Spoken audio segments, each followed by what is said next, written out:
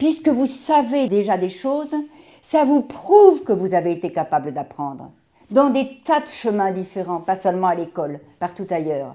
Donc, si vous savez des choses, c'est que vous êtes capable d'apprendre.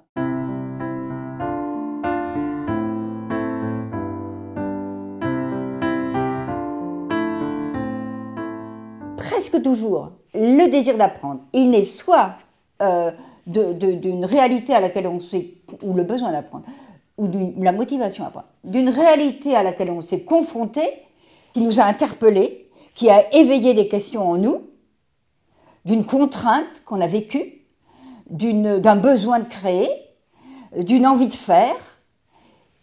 Voilà un premier chemin. Et le deuxième chemin, c'est aussi tout aussi souvent les belles relations. Le fait d'avoir rencontré quelqu'un qui vous parle, qui lui-même est passionné par quelque chose et qui éveille en vous l'envie de connaître, l'envie de savoir, l'envie d'éprouver ce même enthousiasme, ce même désir d'apprendre. Voilà. Dans l'intention d'accompagner autrui dans son apprentissage, on apprend soi-même beaucoup plus et beaucoup mieux. On sait qu'à l'école, les enfants qui sont mis en situation de tuteur apprennent la matière dans laquelle ils sont tuteurs. Alors on ne sait pas pourquoi ils ne sont pas tous tuteurs dans toutes les matières, puisque ça permet d'apprendre. Et on comprend bien pourquoi, puisque au moment où j'ai envie de vous accompagner dans l'apprentissage que je vous propose, je vais préparer mon apprentissage. C'est-à-dire que je vais refaire le parcours de mon savoir. Et donc je vais réapprendre. Je vais reformuler.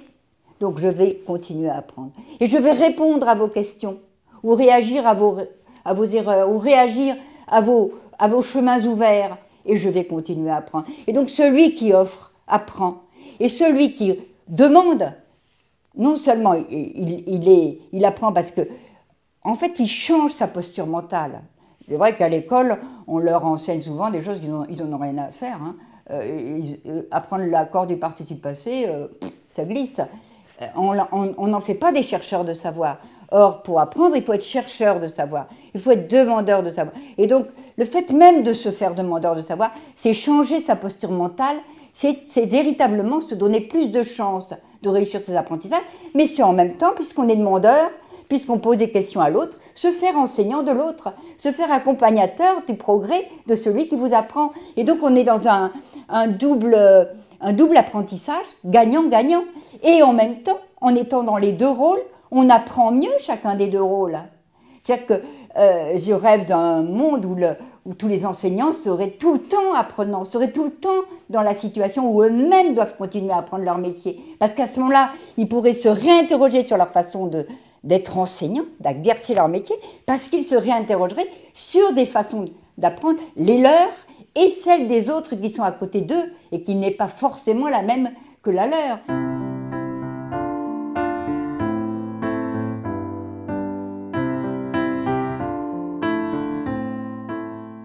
Ce que j'ai appris, je l'ai appris par moi-même, c'est bien moi qui me suis approprié le savoir, mais grâce aux autres, mais en passant par les autres. Je ne réinvente pas tout depuis la préhistoire. Donc je suis redevable à une société tout entière et à son histoire de ce que j'ai reçu. Et donc je dois moi aussi être celui qui le donne. Alors je ne donne pas le savoir, je donne de mon temps, je donne de mon énergie, je donne de ma confiance dans le fait que l'autre est capable d'apprendre ce que j'ai été capable d'apprendre. Je donne des outils, je donne des trucs, je donne des parcours, je donne de moi, et pour que l'autre construise en lui le savoir dont il a besoin.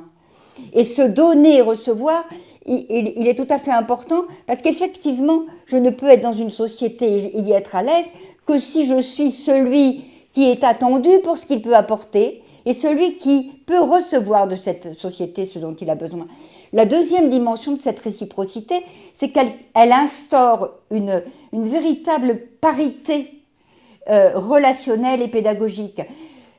Celui qui en sait plus que moi en chinois, je ne vais pas dire que nous sommes en parité au niveau du chinois, il y a bien une disparité au niveau cognitif.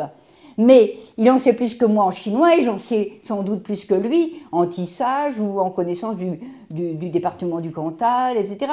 Donc la parité, elle naît de ce que nous sommes à la fois savants et ignorants, tout à la fois capables d'apprendre et de donner.